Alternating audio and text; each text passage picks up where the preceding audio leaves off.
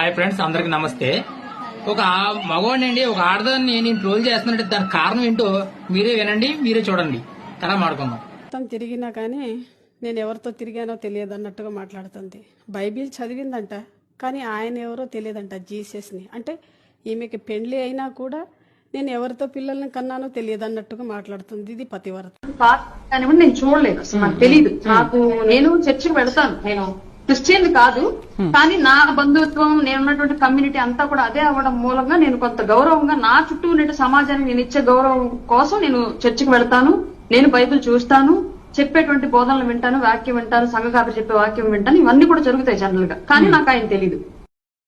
విన్నారుగా ఫ్రెండ్స్, ఆవిడ ఏమంటుంది, వాళ్ళ బంధువులు క్రిస్టియన్స్, చుట్టుపక్కల క్రిస్టియన్స్ కాబట్టి వాళ్ళ గౌరవం మీద కొద్దిగా నేను చర్చికి వెళ్తాను, బోధనలు వింటాను తప్ప పూర్తిగా యేసు ప్రభు గారి కోసం నాకు తెలియదు అంతే తప్ప అందులో తప్పుగా ఏం మాట్లాడలేదు.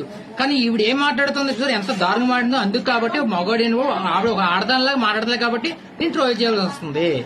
ఓకేనా?